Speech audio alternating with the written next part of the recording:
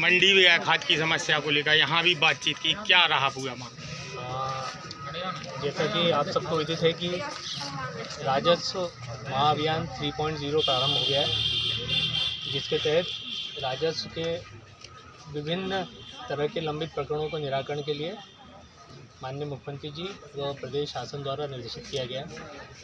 उसकी हकीकत फील्ड में क्या है उसको जानने के लिए आज हमने यहाँ जतारा में प्रवास किया। जैसा कि आप सबने देखा कि राजस्व के जो प्रकरण लंबित हैं उनको एक अभियान के तहत निपटाने की आवश्यकता प्रतीत होती है, जिसमें न अपितु पटवारी बल्कि हमारे पूरे विभागीय अमले और साथ में कृषकों का सहयोग भी अपेक्षित है।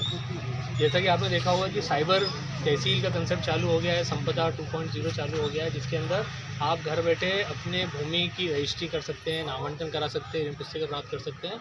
उसका लेकिन पहला कदम है कि हमें हमारे ज़मीन को आधार से लिंक कराना है, आधार सीडिंग जिसको बोलते हैं। तो उसके अभियान के लिए हमने सभी पटवारियों को मोटिवेट किया, यहाँ पे गांव-गांव जाएं।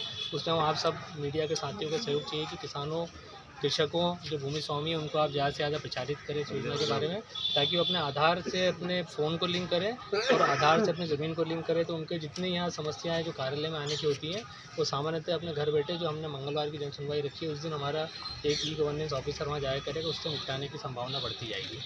दूसरा था हमारा कि खादों के संबंध में कल प्रदेश शासन ने बृहद स्तर पर बैठक ली गई है, जिसमें हमने हमारे ज़िले की मांग के संबंध में अवगत कराया है प्रदेश को। तो उन्होंने आज यूरिया की रेट हमारे यहाँ टीकमगढ़ में उतरवा दी थी, जो हमारी जतारा प्राप्त हो गई है। यूरिया हमको 20 दिन बाद आवश्यकता लगेगी, हम उसकी एडवांस स्टॉकिंग कर रहे हैं ताकि उस समय किसानों को किसी प्रकार की समस्या ना आ पाए। और दूसरा डीएपी की रेक, एनपीके डीएपी दोनों एक होते हैं आजकल मैंने बताया। तो डीएपी की रेक है वो हमारे निवाड़ी में खाली हो गई, वो भी शाम तक टीकमगढ़ आ जाएगी।